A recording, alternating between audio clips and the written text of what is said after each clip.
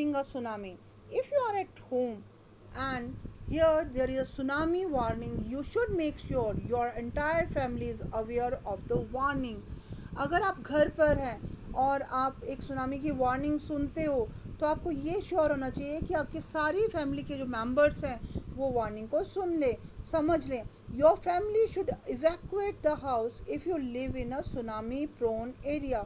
और अगर आप सुनामी प्रोन एरिया मतलब जहाँ पर सुनामी आ सकती है ऐसे एरिया में रहते हैं तो आपको आपको वो जगह छोड़ करके आपको बाहर निकलना पड़ेगा. Evacuate to a safe elevated area and move in an orderly, calm and safe manner to the evacuation site. आपको कैसे जाना है? एक सेफ सुरक्षित जगह पर जाना है जो कि थोड़ी सी ऊंची हो, एलिवेटेड हो और एक ऑर्डर से जाना है, वन बाय वन, कामली, धीरे से और सेफ अपने मतलब अपने को सुरक्षित रखते हुए आपने वहाँ पर इवैक्यूएशन साइट पर जाना है जहाँ पर आप इवैक्यूएट कर सकते हैं, अपने को निकाल सकते हैं वहाँ से. Take your disaster supply kit. आपके पास कौन सी सप्लाई किट होनी चाहिए? Disaster supply kit. डिज़ास्टर आपदा के लिए भी एक किट होती है. घरों में हमें प्रिपेयर भी करके रखनी चाहिए. ऐसे किट में कुछ क्लोथ्स होते हैं या फिर और थोड़ी सी सप्लाई वाटर या food supply is also there, तो वो साथ में लेके जानी है बिकॉज समटाइम्स होती है सप्लाई कट ऑफ हो सकती है तो आपको ऐसी चीज़ों की ज़रूरत पड़ेगी. Having supply will make you move comfortable during the evacuation. आपके पास अगर सप्लाई होगी तो आप कंफर्टेबली वहाँ से मूव कर सकेंगे. If you evacuate take your animals with you. आप अपने साथ एनिमल्स को भी ले जा सकते हैं. जो आपके घरों में एनिमल्स होते हैं उनको भी आप सेफ जगह पर ले जा सकते हैं. और if you are at the beach और near the ocean you feel the earth shake. अगर आप बीच में हैं, समुद्र के साथ वाली जगह पर है, लैंड एरिया में है, बीचेस में है, तो अगर आपको लगता है कि जो अर्थ है, ज़मीन है, वो हिल रही है, move immediately to a higher grounds. थोड़ी ऊंचाई वाले क्षेत्र में चले जाएं. Do not wait for tsunami warning to be announced. आपको ये नहीं वेट करना, इंतज़ार नहीं करना कि कब सुनामी वार्निंग आएगी और आपको हटना है यहाँ से. Stay away from rivers streams that lead to the oceans. ऐसे झरने या नदियाँ जो कि कहाँ खुलते हैं? सागर में खुलते हैं. उन जगहों को छोड़ देना है, उनसे दूर रहना है. हाई मल्टी स्टोरी ऐसी मल्टी स्टोरी बिल्डिंग जो होती हैं जो बहुत ज़्यादा स्टोरी वाली बिल्डिंग्स होती हैं और हाई होती हैं. Reinforced concrete building like hotels etcetera are located in many low lying coastal areas. आपको पता है होटल्स वगैरह जो होते हैं या कुछ बिल्डिंग्स होती हैं वो बहुत निचले स्तर पर होती हैं, निचले तल पर होती हैं, बिल्कुल समुद्र के साथ पर, सी शोर साइड मतलब समुद्र के किनारे पर होती हैं. और वो ये कहते हैं कि सी व्यू देख सकते हैं आप यहाँ पर. तो upper floor of these buildings can provide a safer place. हाँ, और उन बिल्डिंग्स के सबसे ऊपर वाले फ्लोर पे चले जाने से आप सेफ रह सकते हैं. ऑफ शोर रीफ्स एंड शैलो एरियाज़. तो आप देख रहे हैं कि सुनामी के दौरान क्या करना है आपने? अपनी फैमिली को सेफ रखना है और इवैक्यूएट करना है हाउस को और इवैक्यूएशन साइट में चले जाना है. ओके, अब अपने साथ साथ क्या कर रखना है? आपने डिज़ास्टर सप्लाई किट रखनी है. और जब सप्लाईज होंगी आपके पास तो आपको you will make sure that you are comfortable during the evacuation. अपने एनिमल्स को भी साथ लेके जाना है. और हाई जो मल्टी स्टोरीड बिल्डिंग्स हैं there upper floors are safe for you. Okay, और जो offshore reefs and shallow area होता है उथला पानी, जहाँ पानी कम हो. मतलब डीप सी वाटर होता है जो बहुत ज़्यादा अंदर समुद्र के इनसाइड होता है. शैलो वाटर जो किनारे के पास उथला पानी होता है. They may help break the forces of tsunami waves but large and dangerous waves can still be a threat to a coastal residents. In these areas. तो देखिए कह रहा है कि जो जो बड़ी बड़ी वेव्स होती हैं, तो वो शैलो वाटर्स जो होते हैं वो that can act as a, उनको रोकने का काम कर लेते हैं वो। ओके, तो जो उथला पानी होता है, बट जो ये जो लार्ज सुनामी वेव्स होती हैं, they are very dangerous waves, they can still be a threat to residents in these areas। वो ऐसे लोगों को रहने के लिए, जो जो आसपास के जो एरिया में लोग रहते हैं उनके लिए वो एक डेंजरस होते, they are very dangerous. Okay, staying low lying coastal areas is the safest advice, staying away from, ऐसे एरिया जो लो लाइंग है उनसे दूर रहना ही सेफेस्ट रहेगा, ऐसी एडवाइस दी जाती है। और update yourself on the emergency information और warning announced on radio from time to time. देखिए इमरजेंसी इंफॉर्मेशन दी जाती है, that is information is given, emergency information दी जाती है कि मतलब आपको ये वाला एरिया जो है ये डेंजरस है, या सुनामी की वार्निंग आती हैं, रेडियो पे आती हैं, तो या टेलीविज़न्स पर आती हैं, टाइम टू टाइम आती हैं, तो ये उनसे भी आपको अपने को सेव कर सकते हैं।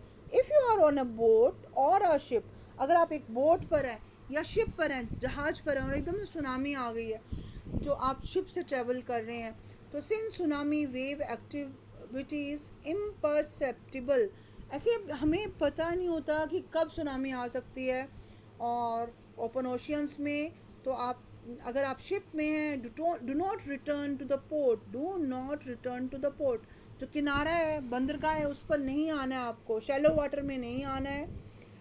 और अगर आपके जो एरिया में सुनामी वार्निंग इशू हो गई है, tsunami can cause rapid changes in water. अब क्या होता है कि सुनामी से क्या होता है कि वाटर लेवल जो होता है उसमें बहुत ज़्यादा unpredictable dangerous content in harbours, जो पोर्ट्स होते हैं, बंदरगाह होते हैं, या जो, तो वहाँ पर क्या हो सकता है, बहुत सारी ऐसी चीज़ें हो सकती हैं जो कि they can be harmful for the ship, वो शिप से टकरा करके शिप को डैमेज कर सकती हैं। तो इसलिए पोर्ट्स पर आना, बंदरगाह पर आना सेफ़ नहीं होगा। If there is a time to move your boat और ship from port to deep water, आपको क्या, अगर आपके पास समय है, आप अपनी बोट या शिप को बंदरगाह से डीप वाटर में ले जा सकते हैं। After you know a tsunami warning has been issued, you should weigh the following consideration. अगर आप अपने शिप को डीप वाटर्स में ले जाते हैं, जब सुनामी की वार्निंग आ भी गई है, तो आपको क्या क्या चीज़ें ध्यान रखनी पड़ेंगी। Most large harbours and ports are the control of a harbour port authority. बंदरगाह पर एक अथॉरिटी होती है, एडमिनिस्ट्रेटिव अथॉरिटी होती है, वो उसका कंट्रोल होता है उस एरिया में। These authorities direct operations during periods of increased readiness. आपको वो मतलब वो जो अथॉरिटी होती है वो रेडी रहते हैं कि अगर in case any casualty occur they will help them, keep in contact, और आपको उनके कांटेक्ट में रहना है। Okay, you have to be in contact with these authority, keep a contact. And यहाँ पर देखिए, with authority should a forced movement of vessel is directed। अगर ये कहा जाए कि ये जो वेसल है या शिप है, इसको मूवमेंट ज़रूरी है, तो आपको उनके कांटेक्ट में रहना है। स्मॉलर पोर्ट्स में not be under the control of A port authority. छोटे जो बंदरगाह होते हैं वहाँ पर कोई एडमिनिस्ट्रेटिव अथॉरिटी नहीं भी हो सकती है। अगर आपको इस सुनामी की वार्निंग आ गई है और आपको पता है वहाँ पर पोर्ट अथॉरिटी नहीं है, वहाँ पर बंदरगाह में कोई अथॉरिटी नहीं है, एडमिनिस्ट्रेशन नहीं है, तो आपको, और आपके पास समय है कि आप अपने शिप को डीप वाटर में ले जा सकते हैं, तो आपको उसको ले जाना है। Owners of small boats may find it safest to leave their boat. आपको जो बोट्स होती हैं, स्मॉल बोट्स होती हैं, उनके जो ऑनर्स मालिक है, उनके लिए बेटर होगा कि वो बोट को छोड़ दें और खुद हायर ग्राउंड्स में शिफ्ट कर जाएं। तो यहाँ पर आपको ये है damaging wave activity and unpredictable currents. कौन से ऐसी वेव जो तरंगे जो कि डैमेज नुकसान पहुंचा सकती हैं, या ऐसे करंट वेव्स या वाटर करंट्स जो कि अनप्रडिक्टेबल है, जिनकी कोई प्रिडिक्शन नहीं हो सकती पहले से, मतलब कोई बता नहीं सकता कि ये हैं होंगी। They can affect harbour for a period of time following the initial tsunami impact on the coast। और जो पहली वाली जो सुनामी होती है, इनिशियल होती है, वो बहुत ज़्यादा नुकसान भी पहुंचा सकती है कोस्टल एरियाज़ में। कॉन्टेक्ट द हार्बर अथॉरिटी, और हार्बर जो पोर्ट में अथॉरिटीज़ होती है उनको कॉन्टेक्ट कर लेना है आपने बिफोर द सुनामी। ओके, तो यहाँ पर एक और है question, that is what to tsunami continue using a radio और टेलीविज़न फॉर अपडेटेड। आपने एमरजेंसी इंफॉर्मेशन के लिए, अपडेटेड एमरजेंसी इंफॉर्मेशन के लिए आपने उनको अपडेट रहना है।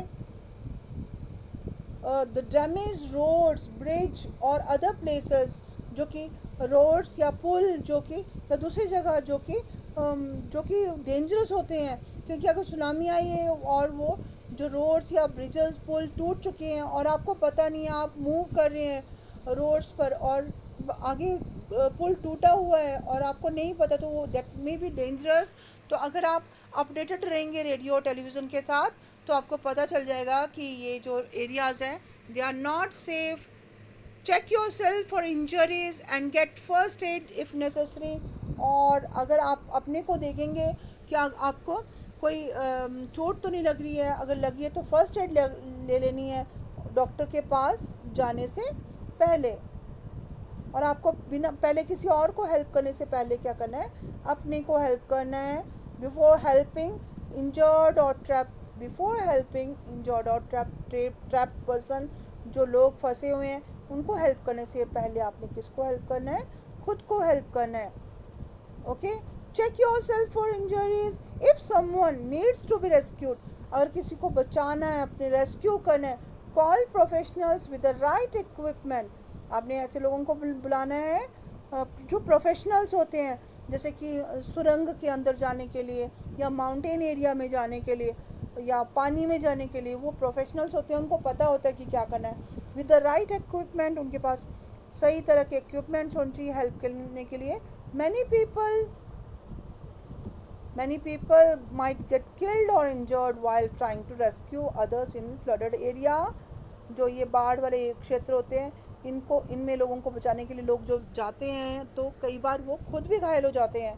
तो help people who require special assistance.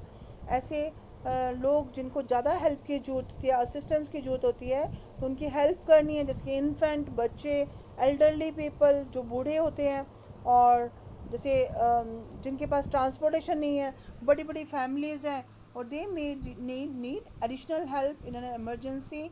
जो पीपल हैं जो कि डिसेबिलिटी है, जिनके पास हाथ पैर सही सलामत नहीं है, तो आप उनकी केयर कर सकते हैं। अवॉइड डिज़ास्टर एरियाज़, ऐसे एरियाज़ जहाँ पर डिज़ास्टर हो सकती है उसको आपने अवॉइड करना है। Your presence might hamper rescue. आपकी वहाँ पर, अगर आप वहाँ पर प्रेजेंट है तो ये जो रेस्क्यू ऑपरेशन होते हैं, बचाव के जो बचाव अभियान चलाए जाते हैं, उनको रुकावट डाल सकता है। तो एमरजेंसी ऑपरेशंस को भी रुकावट डाल सकते हैं।